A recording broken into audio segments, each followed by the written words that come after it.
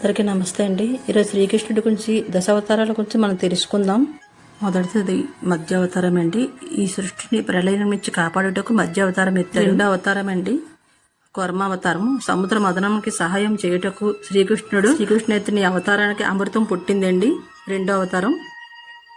శ్రీకృష్ణుడి మూడో అవతారం అండి అసురువుని చంపడానికి వరాహ అవతారం ఎత్తారండి. సముద్రంలో ఉన్న భూమిని పైకి తీసుకురావడానికి సహాయానికి అవతారం ఎత్తారండి. నాలుగో అవతారం అండి నరసింహమూర్తి అవతారం అండి. హిరణ్యకశిపుని చంపడానికి ఎత్తిన ఈ అవతారం అండి. శ్రీకృష్ణుడు ఐదో అవతారం అండి వామన అవతారం అండి. బలిచక్రవర్తిని సంహరించడానికి ఎత్తిన అవతారం అండి వామన అవతారం. ఆరో అవతారం అండి శ్రీరాముడు అవతారము. రాక్షసరాజు రావణుడి సంహరించడానికి ఎత్తిన అవతారం అండి. ధర్మాన్ని కాపాడడానికి ఎత్తిన అవతారం ఇది.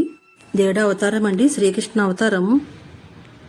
కృష్ణ అవతారంలో కృష్ణుడిని చంపడానికి, ధర్మాన్ని రక్షించడానికి భగవద్గీత పారాయణము అన్ని అవతారాల్లో ప్రత్యేకమైన అవతారం అండి కృష్ణుడిది. ఎనిమిదవది అండి పరశురాముడు అవతారము. శత్రుభావుని చంపడానికి ఎత్తిన అవతారం అండి. తొమ్మిదవది అండి బుద్ధ అవతారం అండి. ధర్మాన్ని స్థాపించడానికే జన్మించిన అవతారం అండి. కల్కి అవతారం అండి లాస్ట్ది. ధర్మ గ్రంథాల ప్రకారము కల్కి అవతారంలో 24 కాలంలోనే ఆరితేరి ఉంటారండి. అప్పుడు సత్యయుగమును ప్రారంభిస్తారు, పాపులను సంహరిస్తారండి.